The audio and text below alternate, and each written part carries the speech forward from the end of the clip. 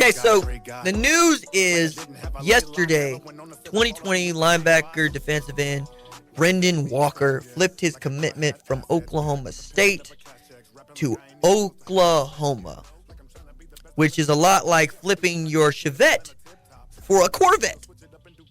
Straighten up. There's more to it than that, and that's me being, me. But I want to talk about this from the standpoint of how we talk about recruits and recruiting in the state. One, I am banging the drum like a lot, but I'm going to speak for myself that the in-state recruits are good. Many of them are good enough to play at Oklahoma and be developed into the kind of dudes that you're talking about in the NFL.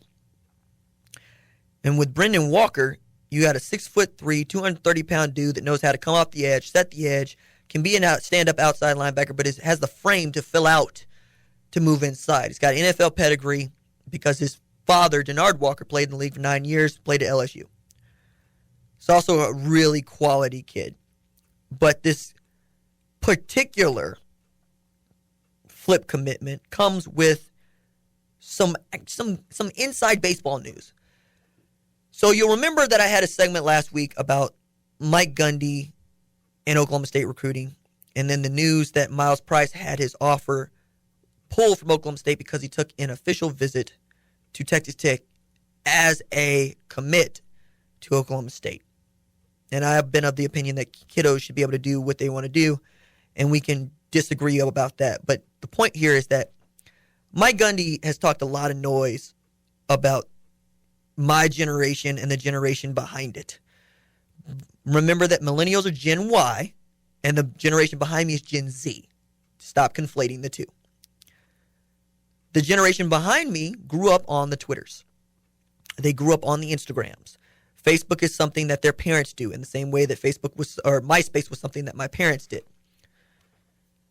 And I'm saying that to say that they are reading the Twitters and they have opinions, and they're much more savvy about what coaches are doing, why they're doing it, and why they want them to do what they want them to do.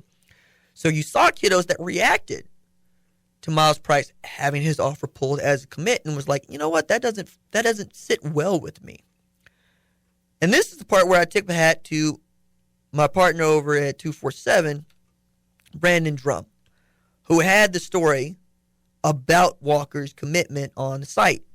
And he did talk to Walker about, did Myles Price's having his offer pulled play a part in you deciding to flip your commitment from Oklahoma State to Oklahoma? To which he said, I just wish it was handled a bit differently. I get the situation, but Myles and I were close. That one hurt a bit. Now, I think that hurt for a lot of kiddos because it felt like too harsh. Because if you gave your word that you weren't going to take any more visits, breaking your word is breaking your word. Maybe you just don't want a kid that is committed to you to break your word or break his word.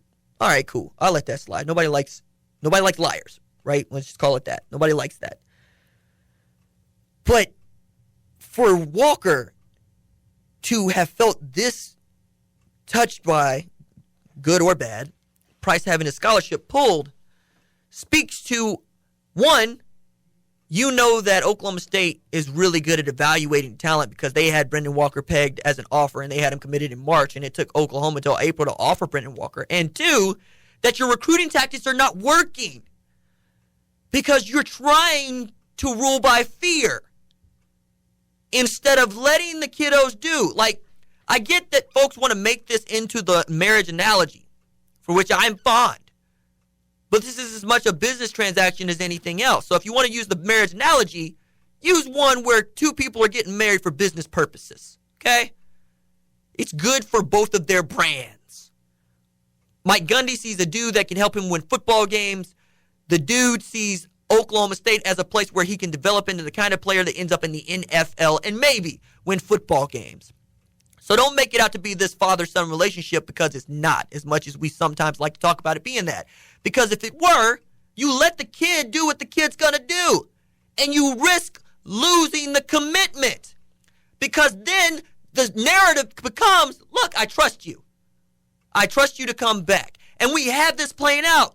Clay Helton watched Brew McCoy walk out the door after being on campus. Didn't try to prevent him from going to Texas. He just said, Brew McCoy and his family will always be close to us at USC. I want him to be happy. And it usually doesn't come around as quickly as it did, but it did come around. And you know where Brew McCoy ends up now? USC. Because he always felt welcome. He always did feel like, you understand that I want to be happy, and as much as this is a familial relationship, it's more of a business relationship because I thought I would be happier over here, but I wasn't. Thank you for taking me back. And then the narrative becomes, hey, look, see? Clay Helton's just cool. And then you end up with Chris Steele, who wanted to leave a bad situation to Florida. Both of these dudes had been committed to USC. Both of those dudes decommitted from USC. Both of those dudes are enrolled today planning to play football at USC. And in the age where kiddos have more agency than they've ever had before, and the California legislature is trying to get them more agency now, the last thing you want to be seen doing as a head coach is preventing a kid from taking an official visit. They're free for them. Why would you restrict movement? You're going, hey, once you're committed, you stay committed. Once you say that you want to marry Susie, you stay married to Susie.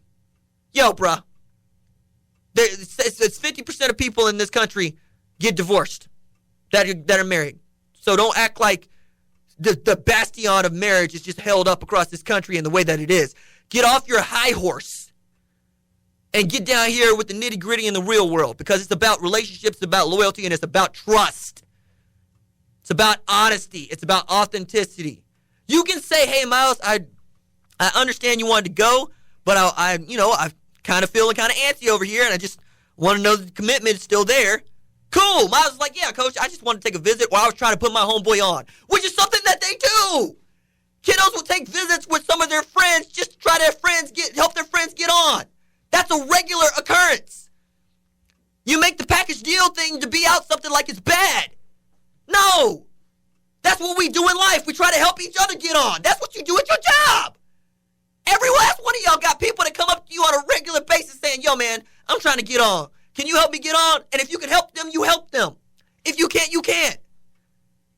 You know, like, I ended up here in large part because folks at the station thought I was worthwhile. And I was presented to them sight unseen as a dude that made videos. And I went to the man in the booth right now, and I was like, hey, Patrick, am I doing this right? Can I do this better? And he has been nothing but kind and nothing but nurturing and helpful as I learn how to do more of this and to do it better. That is what it is. If he had something to share with me that he can help me of his own free will, he does that. That's what the kiddos are doing. So if you go at one of them, consider it going at their homeboys too. And you know what? If you don't have good players, you can't win football games. That's why you're 7-6. 7-6 ain't gonna get it done in this state. I get that y'all are gonna be fine with Mike Gundy being your coach immortal, but when are we gonna start talk about, are they gonna compete for a championship? How many Big 12 championships have they won with Mike Gundy as the head coach? Do you want to be good enough, or do you want to be great? I choose to be great. Strive for better. You get better by trusting the people around you and trusting them to make good decisions. Because this entire industry, sports, football, all of it is made up of people and the relationships among people. And you know what? That guy had my back. That guy trusted me to do a job. I had an incident at work before I even came up here where I want to talk to my bosses and be like, yo, man, I'm trying to do the right thing here. It's like, hey, you absolutely did the right thing here. And we appreciate that. That's what it needs to be every single time. Trust the people in your life. Trust the people at work. Because if you can't, what are you actually building? You're building a fiefdom. You're building a place where people don't feel like they can be expressive and they can grow and they can be the better individual that wants to stay at work. Kiddos are learning that at a very early age. They are not robots. They're not just here to do what you tell them to do. They have thoughts. They have opinions.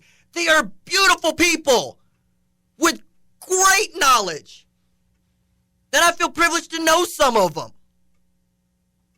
And I think you will too. Stop seeing the kid as a piece of meat. Start seeing the kid as a full human being who can kind of sort of play football. Ugh. Trying to put people on game here with this recruiting bit because it's a lot deeper than anybody outside really wants to give it credit. It's not as simple as just saying that it doesn't matter, because people matter.